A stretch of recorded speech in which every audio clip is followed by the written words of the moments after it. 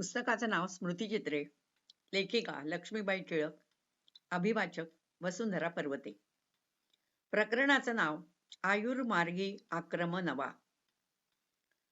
टिळकांच्या आयुष्याचं हे शेवटचं वर्ष, परंतु हे एकच वर्ष पुष्कळ दृष्टीने 10 वर्षांच्या किमतीचं होतं असं म्हणायला हरकत नाही. ते म्हणत की आपल्या देशाची खरी उन्नती ख्रिस्ताचं शिक्षण आचरणात आणल्याशिवाय होणार नाही आणि हिंदुस्थान ग्रंथांपेक्षा किंवा पंथापेक्षा व्यक्तीकडे अधिक लक्ष देतो. या विचारसरणीमुळे त्यांचं आणि त्यांच्या भोवतालच्या परिस्थितीचं पटेनासं होईल. ख्रिस्ती माणूस ख्रिस्तासारखा पाहिजे आणि हिंदी ख्रिस्ती माणूस पौरात्य ख्रिस्तासारखा असायला पाहिजे असं ते म्हणत, आणि आपण स्वतः तसे होण्याचा त्यांनी आटोकाट प्रयत्न सुरू केला. या वर्षाची त्यांच्या जीवनक्रमाची तयारी आधी 10 वर्षापासून चालली होती. त्यांनी 10-12 वर्षापूर्वी म्हटलं होतं की पुष्कळ अजून येऊना प्रभू मी, पुष्कळ अजून येऊना, खंडीतून रती नाही फेडिले बंधू भगिनीच्या ऋणा, तुझा ऋणी तर सदाच राहीन अगा पतित पावना. आणि हे उणे पण नाहीसं करण्याचा त्यांनी आटोकाट प्रयत्न केलेला होता. त्यांनी जन्मतःच आणलेले कित्येक दोष या 10 वर्षांच्या काळामध्ये हळूहळू नाहीसे होत होत या शेवटच्या वर्षात अजिबात नाहीसे झाले होते असं म्हटलं तर अतिशयोक्ती होणार नाही. उदाहरणार्थ, त्यांचा रागीट स्वभावच घेतला तर ते स्वतःचा अपमान झाला म्हणून पूर्वीसारखे एकदाही रागावलेले दिसले नाहीत. टिळकांना आता पगारी काम नव्हतं. लिहिण्यावर थोडे पैसे आणि ते सुद्धा कधी कधी मिळत, एवढंच. गरिबी आमची पहिल्यापासूनच होती, तशीच आत्ताही होती. मात्र आताच्या गरिबीत आणि पूर्वीच्या गरिबीत एवढंच अंतर होतं की आता आम्हाला कर्ज नव्हतं. कर्ज नव्हतं तरी कर्जदार अधूनमधून दत्त म्हणून उभे राहत असत. वांबोरीला एक गरीब ख्रिस्ती माणूस होता. त्याचं नाव रामभाऊ ससाणे. त्याला सहाय्य म्हणून टिळक कित्येक वर्ष दरमहा 2 रुपये पाठवत असत. पण सातारच्या या गडबडीमध्ये 2 महिने पैसे पाठवायचे राहूनच गेलो होतो आणि शिवाय आता पैसेही नव्हते. आम्ही साताऱ्याला पोचलो आणि 1-2 आठवड्यातच ससाण्याची स्वारी आपलं गाठोडं आणि काठी सावरीत बंगल्यात शिरली. सलाम साहेब. ससाणे, हो तुम्ही कसे आलात? आगगाडीनी. का आलात? पैशासाठी. अहो ससाणे, 2 दिडक्यात मला पत्र नसतं का आलं? म्हटलं आठवण राहते न राहते, म्हटलं जावं स्वतःच. अहो ते खरं, पण खर्च किती झाला याला काही कल्पना नाही. म्हटलं आपण ते द्यालच, मी उसने आणले ते पैसे. वा ससाणे, मोठा शहाणपणा केलात. आता उशीर झाला तर असे येऊ नका, आलात तर मी पैसे बंद करीत. असं म्हणून त्यांनी जाता येताचं भाडं 10 रुपये, मागच्या 2 महिन्यांचे 4 रुपये असे 14 रुपये त्या म्हाताऱ्याला देऊन वाटेला लावलं आणि पुढे न चुकता 2 महिन्यांची मनी ऑर्डर पाठवायला पुन्हा सुरुवात केली. कर्ज नव्हतं, तसं देवाच्या कृपेने पूर्वीप्रमाणे भरपूर माणसंही होती. आमच्या कीर्तनात सहाय्य करण्यासाठी टिळकांनी मुंबईहून मिस मिलार्ड यांच्या आंधळ्याच्या शाळेतून लिंबाजी नावाचा एक आंधळा तरुण बोलवला होता. तो आंधळा आणि त्याची बायको एका डोळ्याची, पण 4 डोळ्यांऐवजी या एकाच डोळ्यात त्यांची प्रेमामुळे फार चांगली गुजराण होत होती. आम्ही त्याला 10 रुपये आणि घर दिलं. पण आता परवा मी ऐकलं की त्याला 10 रुपयाच्या ठिकाणी आता 40 रुपये पगार मिळतो आणि 1 डोळ्याच्या जागी आता त्याच्या घरात 9 डोळे आहेत. तर भिन्न जातींचं, भिन्न धर्माचं, भिन्न विचाराचं आणि एका दिलाचं संमेलन आमच्या घरी होतं. त्यात कोणी धर्माचा विचार करणारे, कोणी केलेले, तर कोणी ख्रिस्ती झालेले असत. दररोज 2 वेळे आमच्या घरी भजन होत असे. त्यासाठी 1 तास ठेवला होता आणि तो तास वाजला की वाडीतली माणसं जमत. कधी कधी गावातली पण माणसं येत. दारावरून जात असला तर तो येऊन बसे. पैशांच्या अभावामुळे टिळक आता भगव्या कफन्या घालायला लागले, कारण त्यामुळे धोब्याचा खर्च वाचला. त्या कफन्या सुद्धा त्यांनी जुन्या धोत्रांच्या बनवलेल्या होत्या. सगळी मंडळी बसून भजन करीत. टिळक मात्र उभे राहत. प्रत्येकाजवळ झान चिपळे असत. कोणी तबला किंवा नाल वाजवी. कधी कधी टिळक पायात चाळ बांधून तल्लीन होऊन नाचत. ब्रह्मानंदी लागली टाळी, कोण देहाते सांभाळी, अशी त्यावेळी त्यांची आणि सगळ्या श्रोत्यांची आणि भजनी मंडळींची स्थिती होऊन जाई. आणि हे असं कितीतरी वेळा चाले. आमच्याकडे जाती, वय, धर्म, अधिकार यांचा भेदाभेद नव्हता. ब्राह्मणापासून भंग्यापर्यंत कोणीही येऊन बसे. ख्रिस्ती लोक येत, त्यात मिशन कामदारही असत. मिशनमध्ये काम न करणारे असे ख्रिस्ती लोक असत. जे कोणी येतील ते सगळे आम्हाला आमचे सगळे सोयरे वाटत. दुजाभाव मुळी राहतच नसे. अगदी पहिल्यापासून आम्हाला 2 गोष्टी नेहमी मनासारख्या मिळत गेल्या. एक म्हणजे बिनभाड्याचं घर आणि दुसरं गावात अगदी घरच्या सारखा डॉक्टर. साताऱ्याला डॉक्टर केळकर असेच आमचे जवळचे दोस्त बनले. एक दिवस गावामध्ये माझं कीर्तन व्हायचं होतं. पण आदल्या दिवशी मला बराच ताप आला. मग टिळकांनी डॉक्टर केळकरांना चिठ्ठी पाठवली, तिला बरं नाहीये, ताबडतोब या. चिठ्ठी संध्याकाळी गेली. डॉक्टर काही घरी नव्हते, कुठेतरी खेड्यावर गेले होते. घरी येतात टिळकांची चिठ्ठी.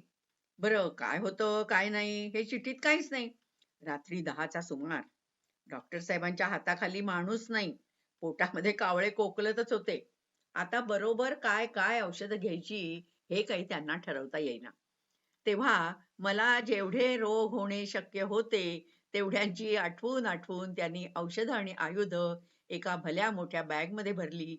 टांगा होता पण टांगेवाला नव्हता. तेव्हा टांगा स्वतःच जोडला, ती बॅग टांग्यात ठेवली आणि डॉक्टर साहेब टांगा हाकलीत आमच्या बंगल्यावर दाखल झाले. हो त्यावेळेपर्यंत माझा ताप उतरला होता. डॉक्टर म्हणाले, अगं थेरडे, तुला झालं होतं तरी काय, साप डसला का कॉलरा झाला? मी घाबरून गेलो. मला हसू यायला लागलं आणि वाईटही वाटलं. मी म्हटलं, डॉक्टर, माझं आहे उद्या कीर्तन. तेव्हा म्हटलं, ताप-बीप नको उद्या यायला. मग डॉक्टरांनी औषधाऐवजी आपल्या हातातल्या छडीचे 2 तडाखे माझ्या पाठीत लगावले. अर्थात ते होते प्रेमाचे, त्यामुळे त्यांना पुन्हा त्यावर औषध काही चोळावं लागलं नाही. नंतर डॉक्टरांनीच मला कांजी करून पाजली. दुसऱ्या दिवशी माझं कीर्तन झालं. आता कीर्तनाला दुसरीकडचीही आमंत्रणं यायला लागली. फ्रिंचले नावाच्या एका युरोपियन गृहस्थाचंही आमंत्रण आलं. फिंचले काही मिशनरी नव्हते, ते एक शिल्पकार होते. त्यांना कुणीतरी आमच्याबद्दल सांगितलं होतं. ते अतिशय धार्मिक वृत्तीचे गृहस्थ असल्यामुळे त्यांनी आम्हाला बोलावलं. आता दत्तूचं लग्न झाल्यानंतरचा हा पहिलाच नाताळ होता. तेव्हा दत्तूनी सुनबाईसह सातारला यावं असं माझं मत होतं. पण दत्तूचं पत्र आलं की आम्हीच मुंबईला यावं. टिळकांना आढेवेढे घेण्याची काहीच कधीच सवय नव्हती. तेव्हा आम्ही मुंबईला जाऊन नाताळ साजरा करायचा आणि मग कीर्तनासाठी लोणावळ्याला जायचं असं ठरवलं. येताना मी अगदी तयारीने आले होते. तळणमळण तेवढं राहिलं होतं, ते बेबीने आणि चिकीने अंगावर घेतलं. सुनेला काहीच येत नव्हतं किंवा ती करण्याची टाळाटाळ करीत होती असं नाहीये, पण म्हणजे तिच्याच्याने काही होतच नव्हतं. तरी तिने तसंच मुलींना हाताबोटाशी धरून थोडं थोडं केलं. माझं कीर्तन होतं तेव्हा मी होते गडबडीत. हा आमचा सर्वांचा शेवटचाच नाताळ. आम्ही तो मोठ्या आनंदात घालवला. सुनेनी सासऱ्याला कब्बशा आणि किटली वगैरे चहाचं सामान नाताळचं बक्षीस म्हणून दिलं आणि मला लुगडं दिलं. नाताळ झाला. नव्या वर्षासाठी आम्ही लोणावळ्याला जायचं ठरवलं. तिथे फ्रिंचले साहेबांनी आम्हाला भजन कीर्तनासाठी बोलावलं होतं. पत्रव्यवहारांनी आणि 1-2 भेटींनीच त्यांची आणि आमची खूप चांगली ओळख झाली होती आणि त्यांना टिळकांबद्दल अतिशय आदर वाटायला लागला होता. तर लोणावळ्याला आम्ही नव्या वर्षाच्या आदल्या दिवशी गेलो. माझं कीर्तन झालं. रात्री वॉच नाईट झाली. 1919च्या पहिल्या दिवशी आम्ही फ्रिंचले साहेबांचेच पाहुणे होतो.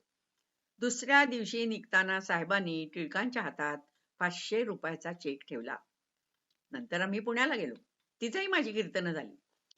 नंतर आम्ही त्या 500 रुपयाच्या गठडीसह साताऱ्याला पोचलो. आल्याबरोबर डॉक्टर अर्नेस्टचे अंधारात घेतलेले रुपये त्यांना अंधारात परत केले आणि माझा जीव खाली पडला. 500 रुपयापैकी 200 रुपये कर्ज फेडलं, 100 रुपये देवाच्या दरबारात खर्च केले आणि 200 रुपये बाजूला टाकले. या पैशांचा पुढे योग्य वेळी उपयोग झाला. टिळक नेहमी प्रार्थना करीत असत की देवा मला दरिद्रीच ठेव, मला पैसा नको. आणि मी प्रार्थना करी देवा मला कर्ज नको.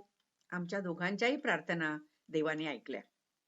टिळकांची एक कविता आहे की या पैशाचे नकोत अमुच्या करास हृदया चटके. आम्हा दोघांच्या प्रार्थना परमेश्वराने ऐकल्या आणि त्यांनी त्या आमच्या दोघांच्या वृत्तीत फरक करवून ऐकल्या. मला पैसा हवासा वाटे ना, हे टिळकांच्या प्रार्थनेचं उत्तर आणि टिळकांनी कर्ज करण्याचं सोडून दिलं. हे माझ्या प्रार्थनेचं उत्तर. त्यानंतर सृष्टीने उग्र स्वरूप धारण केलं. शेतकरी आपल्या काळीची मशागत करून बारीक पाळी गोपाळी करून बसले. सर्वांची दृष्टी चातकाप्रमाणे मेघमंडळाकडे लागून राहिली. फटाटोपो भयंकरहा याप्रमाणे मेघ गर्जना करी. आकाशात चहूकडे धुराचे पोकळ फसवे ढग इकडून तिकडे सैरा वैरा उन्हाळ पोराप्रमाणे धावत असत. आणि या पोरांना दृष्ट लागू नये म्हणून मध्येच किंचित कोठेतरी बारीकसा तीट लावल्याप्रमाणे एखादा काळा ढग दिसे. पावसाचं पाणी नसल्यामुळे जनतेच्या तोंडचंही पाणी पळालं. मुसलमान ख्रिस्ती आपापल्या परीने परमेश्वराची प्रार्थना करीत होते. ब्राह्मण लोकांनी अनुष्ठानं आरंभली. देवळातल्या देवांना पाण्यात कोंडलं. गोरगरीब देवांना हाका मारू लागले. जनतेच्या अंतःकरणाने ठाव सोडला. आईला आपलं मूल सुद्धा जड झालं. टिळकांचा सगळा विश्वास प्रार्थना आणि उपवासांवर होता. ते आता एकच वेळेला जेवत असत. कधी कधी ते सुद्धा वर्ज्य करीत. जेवायला बसले की एखाद्या वेळेला त्यांचा कंठ दाटून येई. ते म्हणत, माझे आप्त मित्र अन्नाला महाग झालेले पाहून मी हे अन्न खाऊ तरी कसं? यापेक्षा दे ते माझ्या भुकेल्या बंधू भगिनींना. घरामध्ये असेल नसेल ते पीठ मीठ ते गरजू लोकांना वाटायला लागले. दत्तूच्या लहानपणापासून मला पोटदुखीचा त्रास आहे आणि एखाद्या वेळेला ही पोटदुखी फारच उचल खाते. त्याप्रमाणे एकदा माझं पोट दुखत होतं. टिळकांची अशी सवय होती की ते पहाटे उठायचे आणि आधी शेगडी पेटवून माझ्या खाटेखाली ठेवायचे आणि नंतर आपण चहा घ्यायचे. अलीकडे ते माझ्याजवळ फारच बोलायला लागले होते. म्हणजे तसा त्यांचा माझ्याशी पूर्वी अबोला होता असं काही नाही. पण आता म्हणजे त्यांना वेळ नसून सुद्धा ते वेळात वेळ काढून माझ्याशी बोलत असत. मला त्यांचं बोलणं मुळीच आवडत नसे. मी कधी त्यांना हुंकार देत असे तर कधी म्हणे, पुरे तुमचं चरहाट, मला ते मुळीच आवडत नाही. कधी वेळ येईल कशी येईल काही ठाऊक नसतं. पण नेहमी शुद्ध बोलावं. घराभोवती देवाचे दूत असतात. ते अस्तु अस्तु म्हणतात. ते म्हणत, मी काय वाईट बोलतोय? दोन प्रवासी वाटेने जातात. एकाचं स्टेशन आधी येतं, एकाचं मागाहून येतं. त्यात काय भिण्यासारखं? मी आपला बोलायला काहीतरी विषय हवा म्हणून काढला. कुणाची कोणती वेळ केव्हा येणार हे काही ठाऊक असतं? आधी तशी नोटीस काय ते? लेकराला बाहेर किती वेळ राहू द्यायचं हे एक आईलाच कळतं. ते खेळून दमलं थकलं की ती पुढे येऊन त्याला उचलून आपल्या जवळ घेते, त्याला विसावा देते. तसंच देव करतो. आज नाही तर उद्या तो असाच प्रत्येकाला उचलून नेणार आहे. आपण हातपाय झाडायच्या ऐवजी त्याची उत्सुकतेने वाट बघायला पाहिजे. एखाद्या बाईचा नवरा मेला की ती दुःखातिरेकाने मूर्ख बनते. आपल्यावर मुलाबाळासंबंधी काही जबाबदारी आहे हे ती विसरूनच जाते. वाटेल त्या वेळेला वाटेल तिथे रडत बसते. आपल्या शोकाचा परिणाम कुणाकुणावर होतोय इकडे तिचं लक्षच राहत नाही. आणि दुःखाचं समाधान करायला ज्या आयाबाया येतात ना, त्या तर मेलेल्या माणसाचे असतील नसतील तेवढे गुण आठवून तिच्या शोकाग्नीमध्ये आणखी तेल ओतीत बसतात. तिचं समाधान करण्याचं बाजूलाच राहतं. मृताच्या आप्तांना कसली गरज आहे? त्यांना कशी मदत करता येईल? आपल्या दुःखाचा त्यांना कसा विसर पडेल? इकडे कुणाचं लक्षच नसतं. ज्यानं त्यानं यावं, तिला रडवावं, दुःखाच्या खपल्या काढाव्या. 100 माणसांनी यावं, 100 वेळेला तिने रडावं आणि घरातलं वातावरण कायमचं उदास करून टाकावं. अहो, त्या बाईचे डोळे रडून रडून फुटतात आणि मुलाबाळांच्या शरीर प्रकृतीवर परिणाम होतो. त्यांचं असं बोलणं ऐकून माझ्या काळजाचे कोणी लचकेच तोडताय असं मला वाटायचं. ज्याप्रमाणे वैष्णवाच्या मुखावर मुद्रा असली की तो वैष्णव समजावा, त्याप्रमाणे ख्रिस्ती लोकांच्या घरी मृत्यू आला की ते त्यांच्या ड्रेसवरून कळतं. मला ते मुळीच आवडत नाही. काळी गाडी, काळा घोडा, काळी पेट्टी, काळं लुगडं, काळ्या फिती, पत्राभोवती काळी बॉर्डर. आहे काय? देवाकडे जाणं हे काय अशुभ आहे? जो अमर, जो पवित्र आहे, त्याच्याकडे जाणं अशुभ आहे का? पावित्र्याचं द्योतक काळं की पांढरं? मी जर तुझ्या अगोदर गेलो तर असं काहीही करू नका. मला सर्व शुभ्र असू द्या. हे तुम्ही काय आरंभलंय? मला काही कळतच नाहीये. मी तुझ्या आधी जाणंच अधिक हिताचं आहे. त्यात कोणतं हित आहे आणि कोणतं अहित आहे मला नाही हो कळत. पुढे कळेल. मी मेल्यावर तू आणि मुलं मुळीच शोक करीत बसू नका. माझी खात्री आहे की देवाकडे आपल्याला जायचं आहे आणि त्यात शोक करण्यासारखं काहीही नाही. तोच मला नेईल आणि तोच तुमची पुढे व्यवस्था करेल. मिशनरींना ते सांगत, आम्हाला तुम्ही आपल्या हाताने किती दिवस भरवणार? आमच्या पायावर आम्हाला उभं राहू द्या. मध्ये मध्ये येऊ नका. आम्हाला पोहू द्या, गटांगळ्या खाऊ द्या, बुडू द्या, वाहू द्या, मरू द्या, पण तरायला शिकू द्या. मला ते म्हणत, पहा, अशी वेळ येईल की ख्रिस्ती लोक आणि मिशनरी माझ्या विरुद्ध होतील. पण मला जे त्यांच्या हिताचं वाटतं तेच मी बोलणार आणि करणार. मी छळ सोसेन, पण मरेपर्यंत त्यांचं हितच करीत राहीन. त्याच रात्री टिळकांनी बसून आपलं मृत्यूपत्र तयार केलं. जवळ एक दिडकी नसताना सुद्धा टिळकांनी मृत्यूपत्र कसलं केलं असेल असं वाटेल म्हणून त्यातला काही भाग खाली दिलाय. याची एक नक्कल त्यांनी दत्तूकडे पाठवली, एक मिशनरीकडे पाठवली आणि एक स्वतःजवळ ठेवली. ज्या ठिकाणी माझ्या अस्थी ठेवण्यात येतील तिथे जर एखादी कबर उभारावी अशी माझ्या आप्तमित्रांची इच्छा असेल तर त्यांनी त्या कबरेवर पुष्कळ अजूनी उणा प्रभू मी पुष्कळ अजूनी उणा हा चरण कोरावा. माझ्या नावाचे पूर्वी त्यांनी रेव्हरंड किंवा मिस्टर किंवा राजमान्य राजश्री यातलं कुठलंही उपपद लावू नये. त्यांनी NV टिळक असं इंग्रजीत लिहू नये, तर मराठीत नारायण वामन टिळक असं लिहावं. माझ्या आप्तमित्रांना माझं कळकळीचं सांगणं आहे की कवी किंवा एखादा सन्मानदर्शक शब्द माझ्या नावापूर्वी न घालण्याची त्यांनी अवश्य खबरदारी घ्यावी. देवाज्ञा कधी होईल हे काही कुणाला सांगता येत नाही आणि तिचा उगाच कोणी विचार करीत बसू नये. देवाज्ञेला मी कधीही मृत्यू म्हणणार नाही, कारण ती देवाची आज्ञा आहे, देवाचं बोलावणं आहे, ती नवजागृती आहे. या मृत्यूचा विचार माझ्या मनात आला तर तो मला कधीही निरुत्साही करत नाही. अनायासेन मरणम विना दैन्येन जीवनम. मरताना त्रास नाही आणि जिवंत असतानाही त्रास नाही, हा ख्रिस्ती मनुष्याचा सुद्धा हक्क आहे आणि हा ख्रिस्ताच्या द्वारे मी कल्पनेच्या पलीकडे अनुभवतो. मी जितकी आपल्या देशावर प्रीती करतो तितकी आपल्या आईबापांवर, बायकोवर, लेकरांवर, मित्रांवर, फार काय स्वतःवरही केलेली नाही असं मला वाटतं. आपल्या मृत्यूनंतर आपल्या शरीराचं दहन करावं. प्रेतयात्रेच्या वेळी काळा रंग वर्ज्य करावा. आपल्या अस्थी अहमदनगरच्या सिमेट्रीत ठेवाव्या आणि नगरच्या ईश्वर विद्येच्या वर्गात स्वतःचं आणि डॉक्टर ह्यूमचं चित्र शेजारी लावून डॉक्टर ह्यूमच्या चित्राखाली ह्याने व स्वतःच्या चित्राखाली ह्याला सांभाळिले असे शब्द लिहावे, असेही त्यांनी मृत्यूपत्रामध्ये लिहून ठेवलं होतं. डॉक्टर ह्यूमच्या एक कन्या मिसेस ली या साताऱ्याला असत. त्यांनाही याच वेळी त्यांनी एक इंग्रजी पत्र टाईप करून ठेवलं होतं आणि त्यातलं पहिलंच वाक्य असं आहे की the mission I hope will take care of my wife. She is an angel but she has her weakness. Will you be her sister?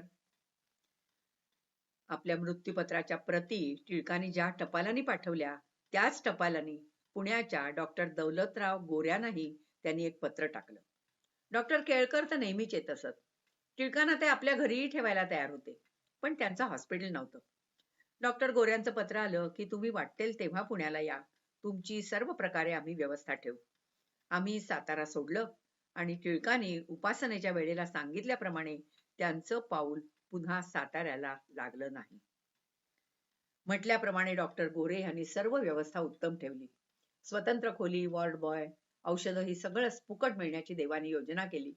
तसंच भांडी, शेगड्या, आंघोळीला गरम पाणी, किरकोळ वस्तू हे सगळं पुरवण्याचा मक्ता एका माऊलीने घेतला.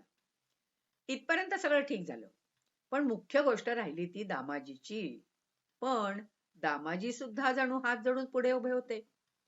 जहाल मंजुळाबाईचा मुलगा टिळक आजारी असल्याचं कळताच आम्हाला मुद्दाम भेटायला पुण्याला आला.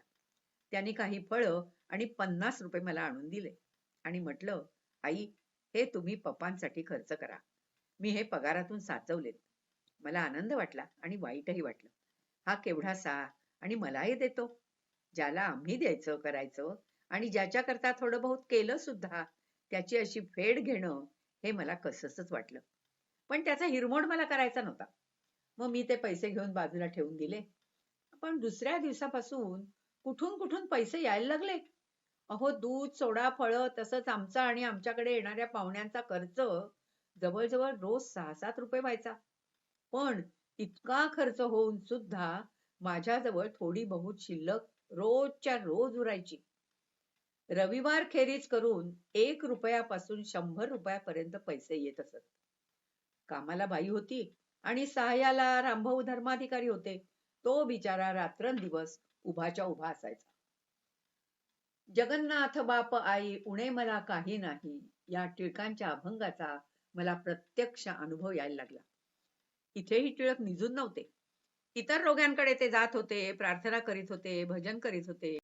कधी कधी ते भाषणही करायचे.